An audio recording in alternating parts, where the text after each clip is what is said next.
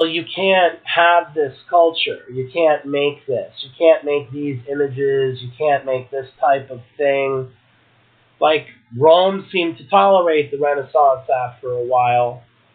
It's just when it became the Reformation, they objected because it challenged their power. But anytime you decentralize power and put it in the hands of the people, authorities and orthodoxies are going to get challenged. Yeah. So it makes us meet the question of how do they put up with Sharia law, which is the teachings of Umar, who some people call the Black Horse. Khalifa Umar was like, I think, the third leader removed from Muhammad. And he's the one, to my understanding, that's responsible for imposing Sharia law. And Sharia law, when interpreted the way it is, it can be very, very hardline and very, very, unyielding, let's just say. And there are various sects throughout the world that have this. There are Orthodox Jews and there are fundamentalist Christians. There's all sorts of different things, but all those people would not hinder a press and a singularity and then an industrial revolution. And from industrial revolutions come rocket science and a space program. Obviously, they also come modern war and its destructive force. Because with rockets and ballistics, you have bullets and bombs also. And as we know, the Austrian Empire and the Germans, shall I say, were experimenting with rockets in this reality. Well, we had mentioned earlier that rather than just Germany, that it would be the Germanic, the Austro-Hungarian, and the Russian empires if they could work together. Yeah. And if they were united with the Byzantines, which means also Turkey and the nations of the Aegean, which falls in the Austro-Hungarian Empire, but the whole point is that they were the ones that made the space race. And they were the ones sending things up. It would have been a totally different thing, but I entered the subject of the comet where there was an erasure. Yeah. So what if we lost that network for hundreds of years?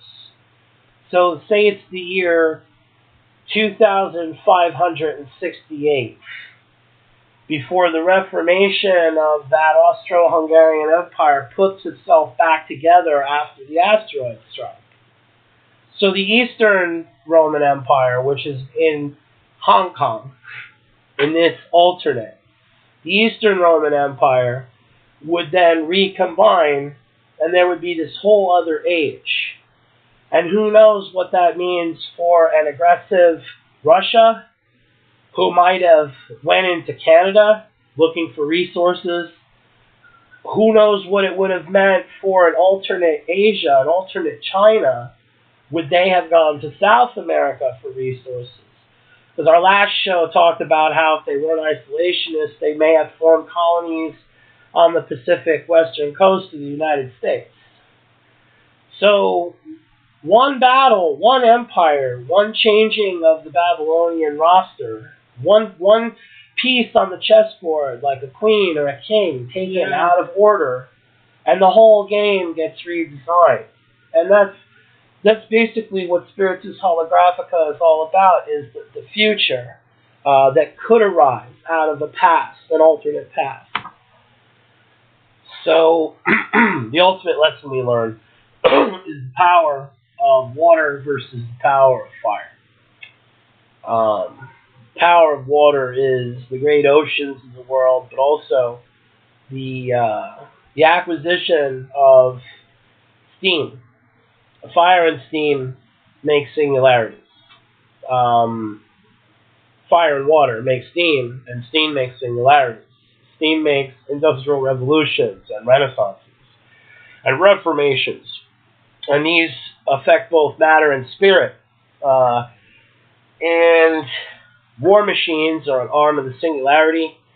So is the printing press.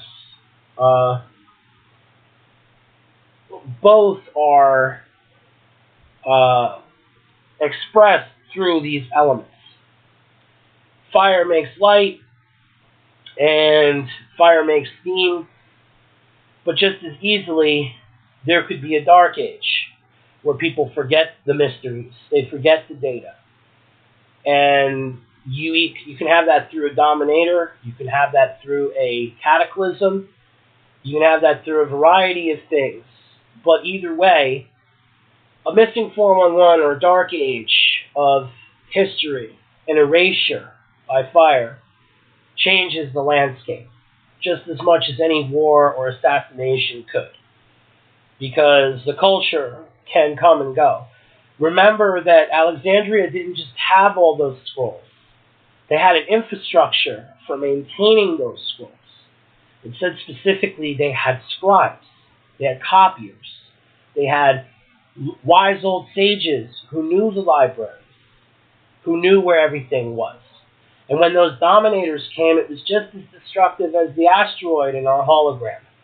Yeah. It was a smash and an elimination of information from the record. A deletion. A deletion of not just the data, but of the infrastructure that maintained the data. And that's the key behind our holographic decoding on this episode. Is those forces at play and what they do to information, a purging by fire. So, this is Spiritus Holographica, and I am Ricky Bearhart from the Olkanos Network. I'm here to plug a couple shows really quick before we close. After we've given you a hologram to think about today, it's only fair. The first channel, Oakwood's Afternoty on the Olkanos Network, focuses on audiobooks. The writing of Richard Andrew Olkis, specifically Malaphoria Volume 1. That audiobook should be coming out this November. Released installments of it on our podcast channel, Oakwood's Afternoty. We also have Quantum Poesy, which features the poetic writing and spoken word art of Richard Andrew Olkis. And we've just recently acquired the spoken word album, reacquired, Machinations of the Cybernetic Phantom God, which has recently been posted. And we have the paranormal investigation podcast, Temporality's Shadow, where a member of the Olkanos Network, Twilight Cricket, typically reads, various things like scripture into the spirit radio, and the wormhole is then recorded.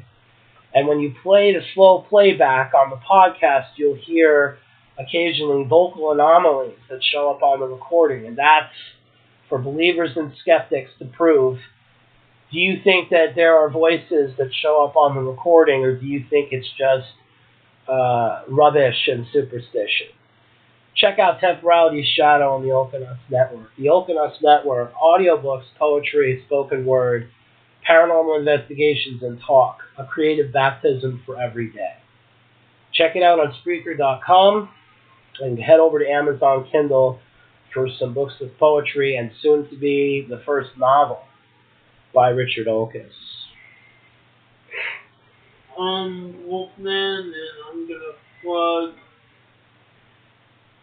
a podcast from Wolfman and Ricky. It's called The Ricky and Wolfman Show, where we sit, we watch videos, and do commentary. We're recently doing Back to the Future series. We're going to do 3, and then we're going to do Back to the Future 3. Back to the Future 3, and It's a Wonderful Life. That's going to be coming around Christmas. Check it out. Also, an audiobook that's coming out by Joseph Vivaldi. It's called A Soul Warrior's Journey. It's a very good audiobook, and it is on the Kindle. Check that out too. And also the Book of Seasons. It's a book from fall to fall, from management and teams, and discussing how season of dearth could become prosperity or vice versa. So, very good stuff coming from Joseph Vivaldi brand and Joseph Vivaldi now. Joseph Vivaldi brand's got a lot going on. A lot of really great stuff coming out. And where can we find that stuff? On Amazon, iTunes, and Audible. Check it out, folks. So, we had a great show. We had an episode where we discussed what happens if Napoleon loses and what happens if the purging of fire, Heliopolis, Alexandria, any great library if it's destroyed by fire. What happens if that never did? Yes. In this podcast. This is Parallel Earth, Parallel Universe, and Parallel Reality. This is Spiritus Holographica. I am Wolfman. I'm Ricky Bearhart here. Thanks for listening. Have a good night.